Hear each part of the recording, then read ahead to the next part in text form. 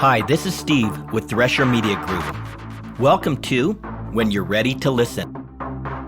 This podcast is dedicated to exploring the truth about God, things you may not have understood, may not have been taught, or quite frankly, had a very hard time believing. And since our entire relationship with God rests on believing, it is important we learn how to separate the truth from the many lies and fictions that abound within the religion of Christianity.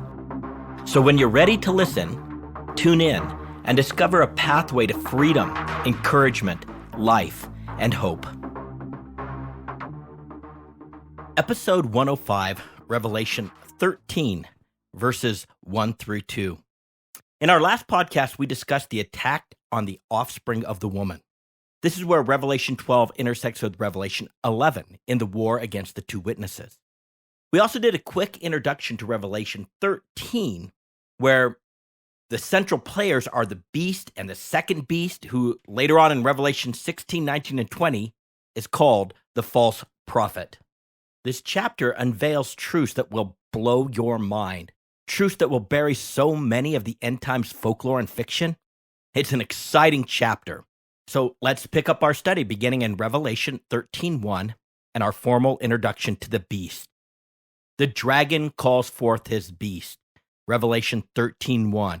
And he, the dragon, was caused to stand on the sand of the sea. Satan sidelined. There are two aspects to this imagery that we need to assess. First, he is a carryover reference from Revelation 12:17, where the dragon went off to make war with those who are now keeping the commandments of God and are now holding to the testimony of Jesus. Thus, it seems proper to interpose he and the dragon to ensure that the context remains consistent. Second, the dragon was caused to stand on the sand of the sea. The verb stood, as it is translated in most Bibles, is rendered in the aorist passive indicative. Being in the passive voice, something or someone forced the dragon to the perimeter, to the sand of the restless seas of humanity. Could it be Yahweh? The implication is that in accord with Plan A, the plan of Yahweh, the beast is going to take the prominent role in and amongst humanity, whereas the dragon will have a different role that is more on the sidelines. The reason for this will become clear, but we will save that for later. In fact, from Revelation 13 through to Revelation 20, the time when the devil is secured in the abyss for 1,000 years, there is only one other reference to him in any of his identities, whether it's the dragon, the serpent, Satan, or the devil. And that is when various frog-like demons come forth from him to influence the spirit princes, the kings of the earth, to go to war against the Lamb of God. Again, the implication is that the dragon is going to be supervising from the perimeter while his pet, the beast, takes the prominent role in and amongst humanity. The beast is coming, and he is here. Revelation 13:1. And I saw a beast now coming up out of the sea. John saw a beast now rising out of the sea, which according to the code means from the restless masses of humanity. It is fascinating that this is rendered in the present tense and as a participle. From the perspective of the end times narrative, this is a bit confusing, since we know from Revelation 9:1 through 11, that the beast comes forth out of the abyss, and then not until the blowing of the fifth trumpet. What could the Spirit be telling us? The king, the kingdom, the man. This is going to be a critical point which runs all the way through this chapter, a point which we will remind ourselves over and over again. Whether the Spirit is addressing the kingdom of the beast himself, the destroyer, or the man who is the human imager representing the destroyer and the kingdom, the one we call the Antichrist, the Spirit simply refers to the beast. In effect, the king is identified with his kingdom and with all those who are his ambassadors. Thus, the beast equals the kingdom of the beast. The beast equals the destroyer, destruction himself, the king of the abyss. The beast includes combined being, which results from the destroyer inhabiting a man to be his imager and his interface with humanity. For the Spirit acknowledges the movements and actions of the man by the Spirit, which controls the man. The kingdom arises. The kingdom of the beast made its grand entrance into our physical realm with the blowing of the second trumpet. Revelation 8:8-9. The second angel sounded, and something like a great mountain burning with fire was thrown into the sea, and a third of the sea became blood, and a third of the creatures which were in the sea and had life died, and a third of the ships were destroyed. The kingdom, portrayed as something like a great mountain, landed amidst the restless sea of humanity and instantly had devastating impact amid the tossing and turning of the nations, bringing with it destruction. As if being called to action, John sees the beast now coming up out of the sea, now rising to do what it has been designed to do. Accordingly, with the use of the present active participle, we can be confident that the Spirit wants us to understand that this kingdom has been emerging and establishing itself in our world. Make no mistake, the role and activity associated with the kingdom of the beast is not just an end times phenomenon, but even now in the unseen realms, the kingdom is emerging and one day will make its grand entrance onto the stage of physical humanity. The king arises. As we have learned, despite the beast's internment in the abyss, the Spirit tells us that he has found a way to even now be continually active in this world, or to be continually rising. The implication is that he works through agency, through spirits that do not confess Jesus is of God. Quote, and every spirit that does not confess Jesus is now not of God, and this is now that of Antichrist. You have heard that it should now choose to come, referencing the spirit of the Antichrist, and even now it is now already in the world. This is consistent with the fact that though he is yet to be revealed to humanity, he even now has taken his seat of authority in the sanctuary of God, declaring that he is God, for his mystery of lawlessness is already at work. For now, he is restrained in terms of his appearance, but in his time, what restrains him will be removed and he will be revealed.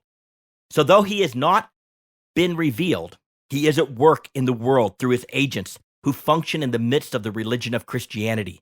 For he is found in the sanctuary of God, where only the priests are permitted, declaring that he is God. Our study on the sanctuary versus the temple in Revelation chapter 11, verses 1-2, provides a scary revelation that the beast has set up his center of operations, and it is located literally right in his enemy's tent. And the sad and terrible truth is that so few know about it. They read the words in the codex, but they simply do not have ears to hear. They cannot comprehend such a travesty. He is in their midst, declaring that he now is God, and they're good with that. Even though the beast now works through agency, as in every principal-agency relationship, the principal is the one who is accountable for all that its agents do, and the principal is ascribed the legal responsibility.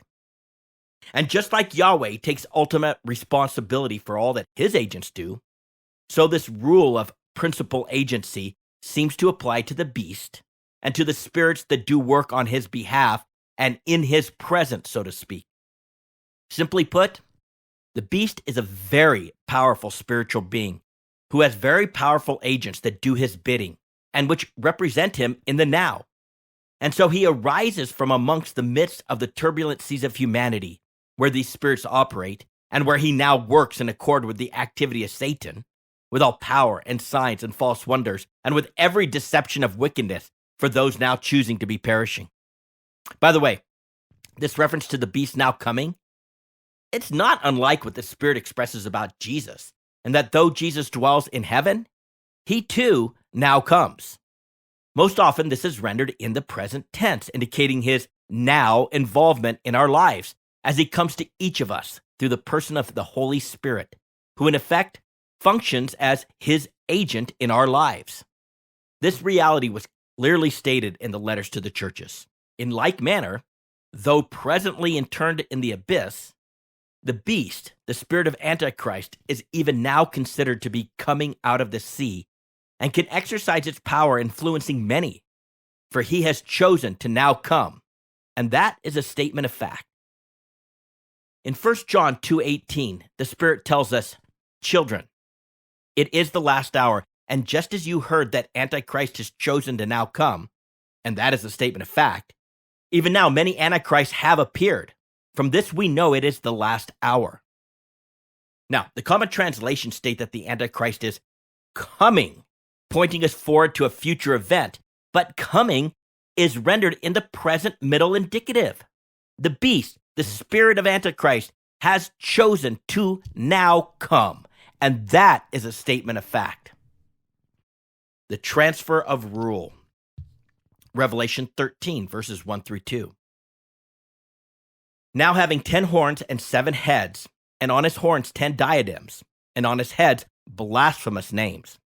And the beast which I saw was like a leopard, and his feet were like those of a bear, and his mouth like the mouth of a lion. And the dragon gave him his power and his throne and great authority.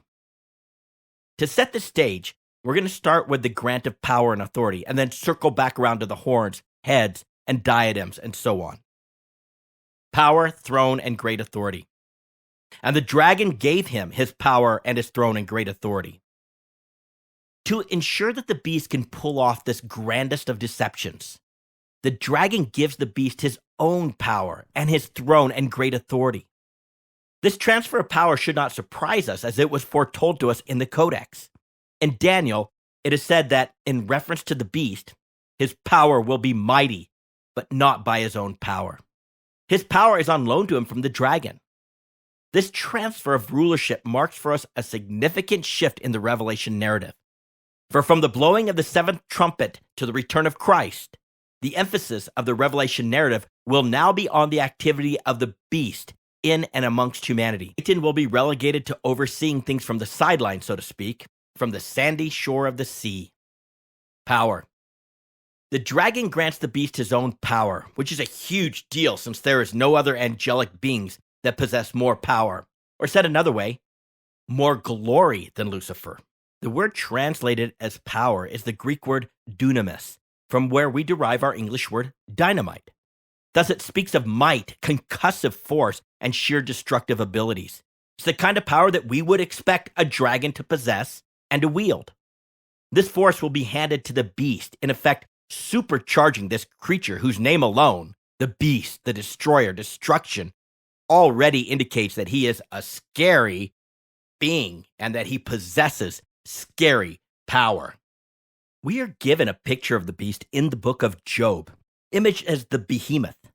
The text indicates that it is only the Creator who can intimidate this creature. No other sword will be a threat, for no one in the realm of humanity is strong enough even to capture him. Then, with the dragon's own power added to the mix, this beast will be indomitable by anyone other than Yahweh Sabaoth, its creator. Throne. The dragon grants the beast his own throne. This refers to the dragon's seat as ruler over this world. On 3 separate occasions, Jesus referred to the devil as the ruler of this world. The devil even once offered this throne to Jesus in Matthew 4, 8 through 10.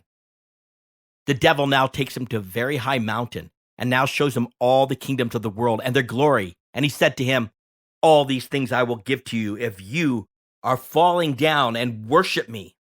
Then Jesus now says to him, "You are commanded to now go, Satan, for it has caused to be written, you shall worship the Lord your God and serve him only." Oddly, the Spirit rendered aspects of this offer in the present tense.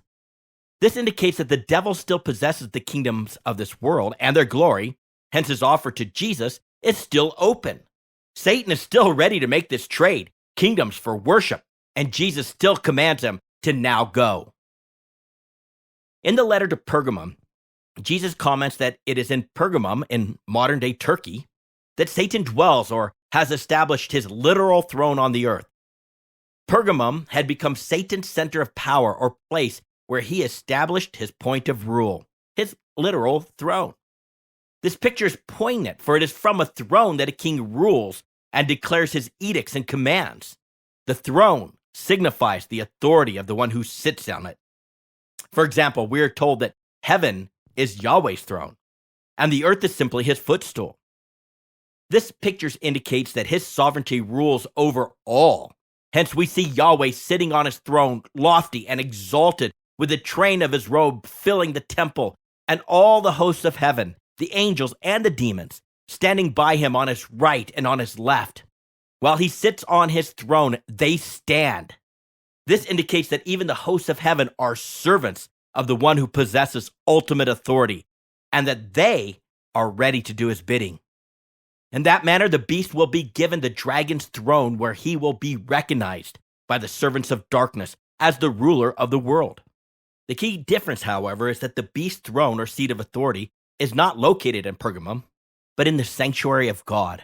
And it is from this location that he exercises his authority and pulls off one of the greatest deceptions of all time. Great authority. Did you notice that the dragon did not give him all his authority, just great or mega authority? It appears that the dragon does not quite trust his evil pet after all. And though he has been caused to sit on the sideline, so to speak, on the sand of the sea, the dragon holds back some of his authority. The concepts captured in the words authority and throne are differing. One might be granted a throne, but their rule or authority may still be limited by other factors. For instance, the one who sits in the White House, a symbolic throne, is still limited in authority by the Constitution, which places limits on what the one sitting in the White House can do. Thus, a throne does not equate to unlimited authority. The Codex tells us that Yahweh has set certain parameters around Satan's rule. For instance, he cannot come against those in the household of God without Yahweh's permission. And even when he receives permission, his authority is limited by the conditions which Yahweh puts around this grant of authority. For example, though he is the ruler of the world, though he has a throne, Satan could not come against Job without Yahweh's permission. And then within that grant of authority, Yahweh set limitations.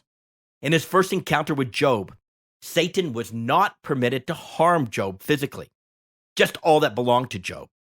Subsequently, the second time he sought permission to come against Job, he was allowed to harm Job, but he was not permitted to take his life. Thus, in the same way that the dragon's authority has been given to him by Yahweh, the beast's authority has been given to him by the dragon. This all depicts the string of principal-agent relationships where the agent, the beast, operates on behalf of the principal, the dragon, who is also an agent who can do only what his principal, Yahweh, permits him to do. In that regard, the Codex tells us the beast, even now, works in accord with the activity of Satan, with all power and signs and false wonders, and with every deception of wickedness for those now choosing to be perishing. Still, with this grant of mega authority, it seems that Satan has placed some limitations on the extent of the beast's authority. Heads and horns, now having 10 horns and 7 heads. Let's start with the horns and the heads. The imagery of 7 heads and 10 horns is exactly what we saw with the dragon in Revelation 12, verse 3. Except the Spirit has shifted the order of the description to draw our attention first and foremost to the horns. Whereas previously, in the description of the dragon, our attention was first drawn to the 7 heads and then the horns. The reason the imagery is similar is because the beast has been handed the dragon's power, throne, and mega authority. And that includes the horns and the heads under the dragon's rule. Accordingly, with the transfer of rulership, the beast becomes in control of an army of evil, and he will conscript these forces from across the globe to do his will and to accomplish his nefarious purposes. The code: heads, horns, diadems, 7, 10, and names. Since it has been a while since we addressed this imagery, let's do a quick refresh of the meaning of the 7 heads, 10 horns, and 7 diadems. Heads. According to the code, the head is a symbol of leadership and authority. Horns. According to the code, horns are a symbol of power and status, as horns are an animal's weapons to attack and to defend. In our earthly realm, these horns would represent military might and weaponry. Diadems. The diadem refers specifically to a crown of royalty. 7. According to the code, 7 is the number representing completeness. 10. According to the code, 10 is the number associated with the divine order of human affairs. Names. According to the Codex, names are not just to identify what we should call an individual, but they capture the essence of the person, at least as they are known throughout the spiritual realms. For instance, the Satan captures the notion that Lucifer is an opposer, and the devil captures the idea that he is a deceiver. The beast captures the notion that this demonic spirit is terrifying and monstrous. This understanding of names explains why Yahweh is so protective over his name. For the name of Yahweh captures the idea that he is the Hayah, the one who is. Hence, the name Yahweh communicates to us that he needs to be our I am, the one we look to for all things, all the time. Switch in order, switch in focus. As with the image of the dragon, it would be natural to focus first on the heads and then address the horns that are on the heads. But in this image, the natural order is reversed, and this intentional switch just happens to be a coded message. The horns. When the beast rises to the world stage, the beast is going to move first and foremost with the might of his 10 horns, the might to attack and defend. In that regard, in the book of Daniel, God shares a vision of the kingdom of the beast, and Daniel said it was a terrifying image that disturbed him greatly. The beast he saw was dreadful and terrifying and extremely strong, and it had large iron teeth and 10 horns. Then we are specifically told in Revelation 17:13 that these 10 horns are 10 kings that will arise, 10 demonic rulers who have one purpose, and that is to give their power and authority to the beast.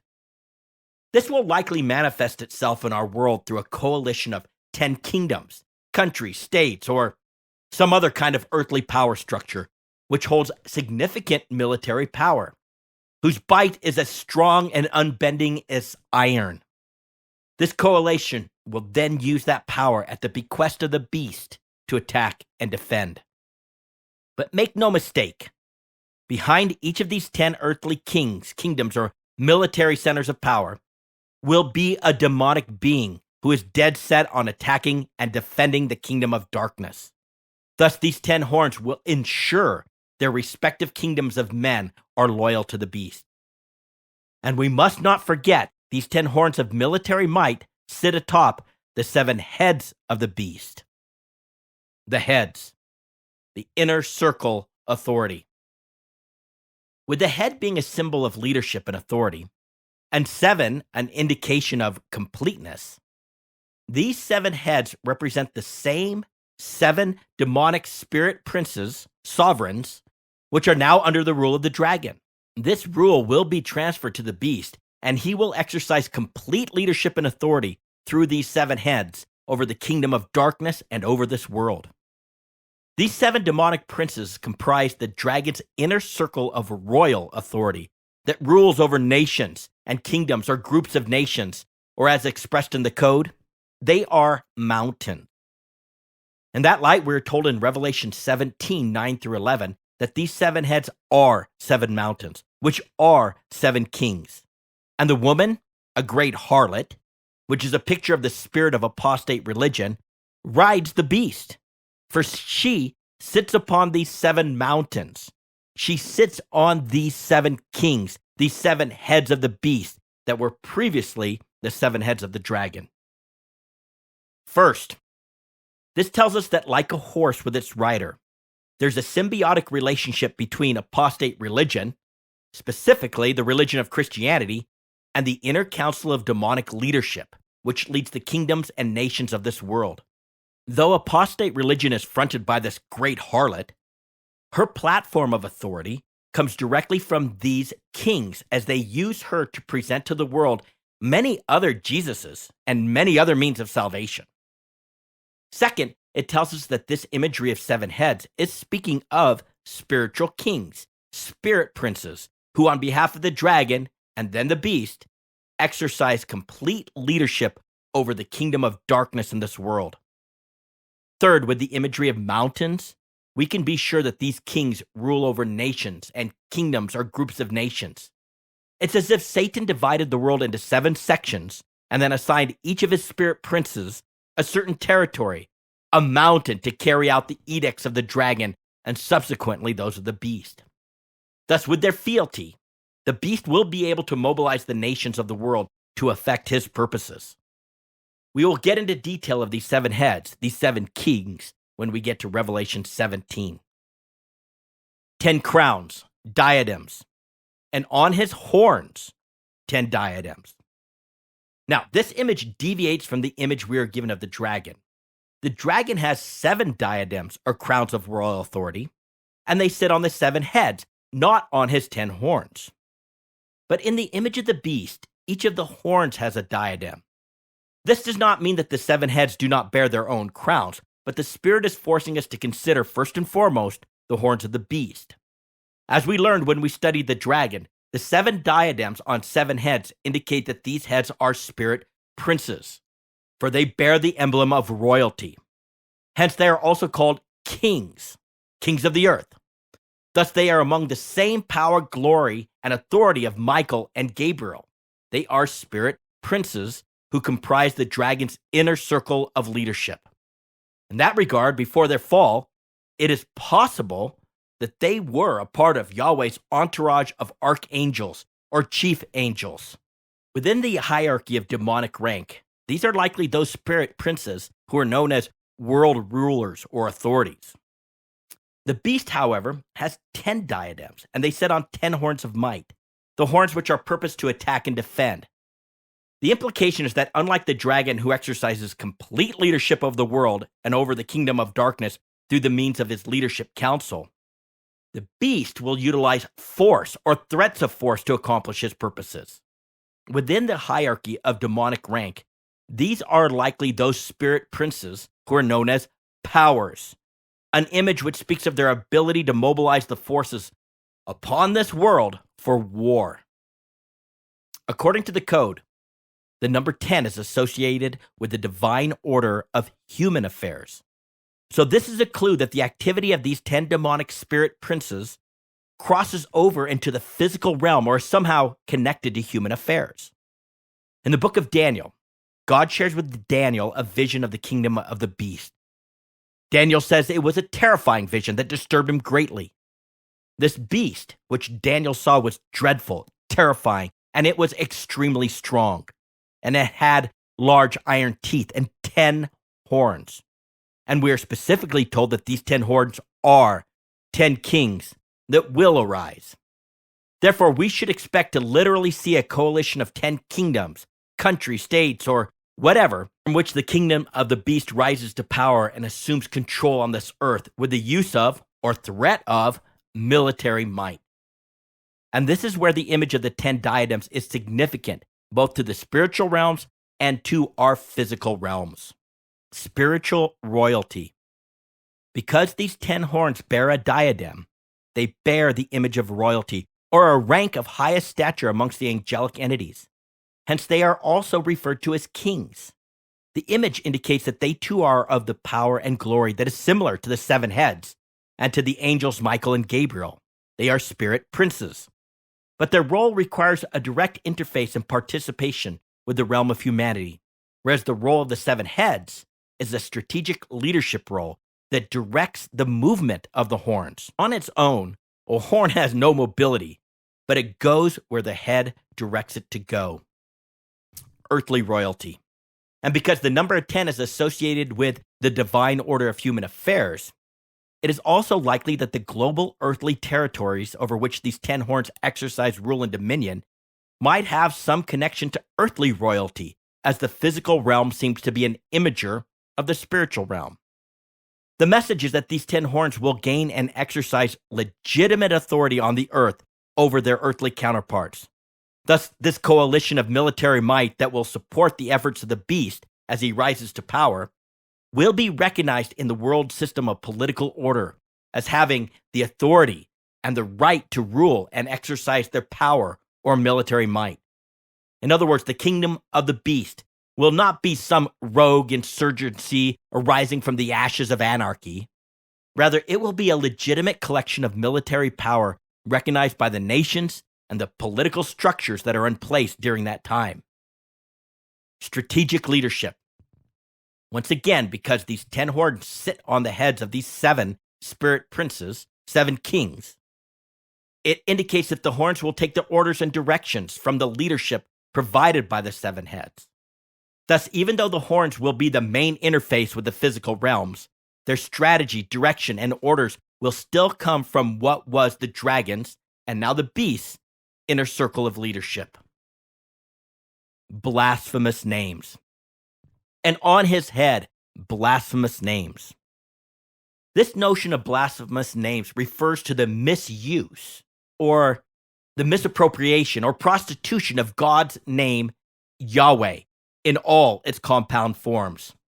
This imagery begins to connect the dots between the beast and the great harlot, the woman who rides the beast, the spirit who embodies apostate religion and who has ridden across every world empire upon the 7 heads. As stated previously, there is a symbiotic relationship between apostate religion, specifically the religion of Christianity, and the inner council of demonic leadership which leads the kingdom and nations of this world. Though apostate religion is fronted by the great harlot, her platform authority comes directly from these 7 kings as they use her to present to the world many other Jesuses and many other means of salvation that bear in one way, shape, or form aspects of the great name of Yahweh. Consider that one of the tools that was used to empower and sustain each of the past world empires was to declare that the king was divine. From Egypt to Babylon to Rome, this was a brilliant strategy. It gave the people a God on earth to worship and a reason to be wholeheartedly dedicated to their king's edicts and control, no matter how insane they may have been. These earthly kings were viewed as the source and the means of salvation. Pharaoh claimed to be God and to possess divine qualities that belonged to Yahweh alone. King Nebuchadnezzar of Babylon thought he was a god, and he demanded to be worshipped. The great Persian king Xerxes claimed to be the god king and ruled as such. Alexander the Great believed that he was more than a man. It has been asserted that this was not just a political ruse. Rather, with all his success that can only be described as supernaturally enabled, Alexander legitimately believed he was divine. And of course, we know that a critical part of keeping the Roman Republic was the weakening of the Senate and the strengthening of the emperor through the myth that Caesars were divine. In fact, imperial cultic worship became a big hit. And before long, all citizens of the Roman Empire were required to worship Caesar and acknowledge that he was their lord. Although expressed through human imagers, behind each of these rulers who claimed the name of God was a spirit who relished in the worship. And this should not surprise us, since the Codex is filled with blasphemous names of those spirits who demanded to be worshipped by the peoples of the world. For instance, there are 5 which arise to notoriety amongst the Israelites: Baal, which means Lord; Ashtoreth, known as the goddess of love; Molech, the king; Chemosh, who is known as the destroyer, subduer, and the fish god; and Milcom, who is deemed to be benevolent, exalted, and strong. We're going to find out more about these 7 heads, these 7 kings, these 7 mountains in Revelation 17:10, where the Spirit ties them to 5 ancient spirits who were worshipped as God, thus bearing blasphemous names. A spirit who during John's day and age was worshipped as God, and one who was to come, and who probably is active in our day and age, but who, when compared to the others, would only be around for a short time. Thus, this image of the kingdom of the beast with blasphemous names on its 7 heads gives us the certainty that when the beast takes over the kingdom that has been prepared for him, he too will claim that he is God. In his prior manifestation to the world, he claimed to be a god, and he demanded to be worshipped. But then he was exiled by God to the abyss. And to our shock and dismay, even now he claims that he is the Christ, the Messiah. And even now, he is worshipped as God within the religion of Christianity. The beast will claim that he is the ultimate savior, saving the world from the wrath of the Lamb and from the plagues brought about by the bondservants of Christ. He will take the names that belong to Yahweh and Yahweh alone and appropriate them for himself and use them for his own unholy and blasphemous purposes. And the people of Israel and the peoples of the world will follow the beast. Jesus alluded to this when he said, I have come in my Father's name, and you do not receive me. If another comes in his own name, albeit blasphemous names, you will receive him. Now, in preparation for his release and presentation to those in the unseen realms, the beast is even now exercising his authority from within the sanctuary of God, in and amongst the chosen priests of Yahweh, presenting himself as Jesus. And he already has the masses following him and worshiping him in Jesus' name. In fact, there's not a name of God that he has not already blasphemously adopted for himself. Understand, any system of worship that in any way, shape, or form combines what God does for us, grace, with what we can do for God and for others, the work of our hands, has been inspired by this false Messiah. Remember the design point of Galatians 2:20. It is built around what God does in and through our lives as we are willing to let him put our flesh to death and live through our bodies such that he, Jesus, fulfills the will of the Father, the deeds of the Father, through our bodies as and when the Father desires. Any system of belief that incorporates what God does for us, grace, with what we must do to be pleasing and acceptable to God, other than letting the Spirit of God cause us to now be willing to believe and to now be believing that Jesus is our I am, well, it has been inspired by this false Messiah who bears blasphemous names. The beast has built its various forms of religion on a foundation of legalism that has many faces, but is commonly evidenced by shame, guilt, duty, judgment, condemnation, elitism, honoring those who are better at following the rules or who can feign it better, and ultimately by division. So with that as an introduction, let's stop here and we'll pick up in our next podcast with a scary picture of the kingdom of the beast, imaged through various animals. I'm glad you tuned in and have been ready to listen. To get a free download of the full written transcript with all the scripture references footnoted, please go to threshermediagroup.com. That is THRESHER mediagroup.com. This is Steve with Thresher Media Group. When you're ready to listen, tune in.